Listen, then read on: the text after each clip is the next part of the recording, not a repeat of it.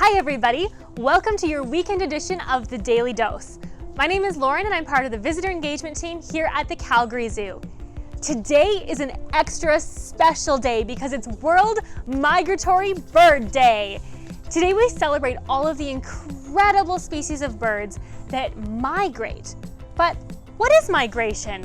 Why does a bird do it? And who does and who doesn't? Today we're going to dive a little bit into that.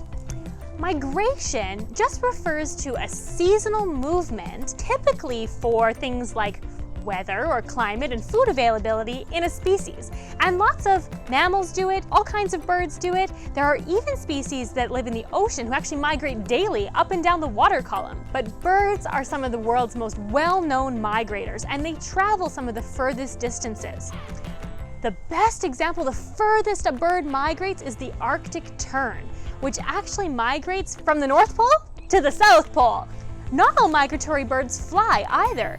Penguins are one of the world's coolest migrators, and they both migrate on land by walking like emperor penguins or by swimming.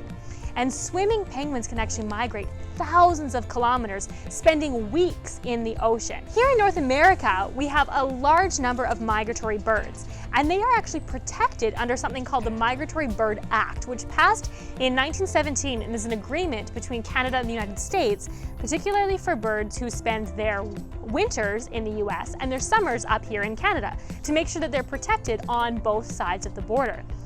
Many of those species, we actually can't collect their feathers or those kinds of things without a permit. So here at the Calgary Zoo, with items like this burrowing owl that we have here in our Biofact collection, they're protected under our Migratory Bird Act permit, which is why we're allowed to have them. Several of the species that are part of our conservation programs here at the Calgary Zoo are migratory birds, like the whooping cranes behind me or this burrowing owl.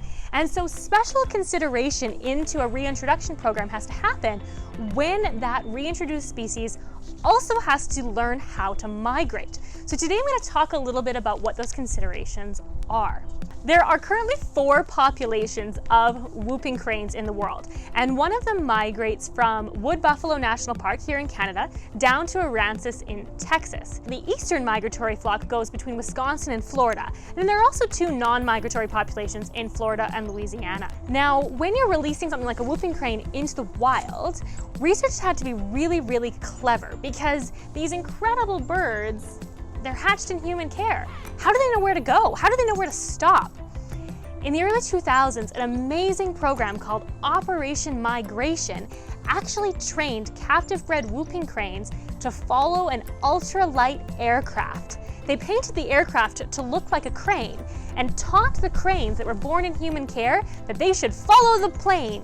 And the plane actually taught that population to fly from Wisconsin to Florida.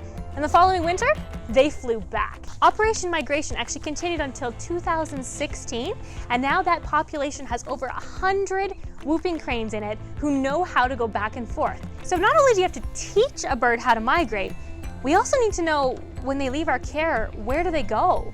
So for the burrowing owls, we use something really cool. They're called satellite transmitters.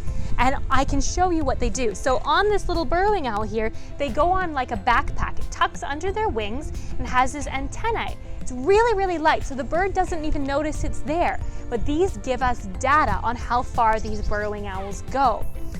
Last year, one especially speedy female made it 1,500 kilometers in 48 hours. This helps us collect data on where they go and what happens to them once they leave our care.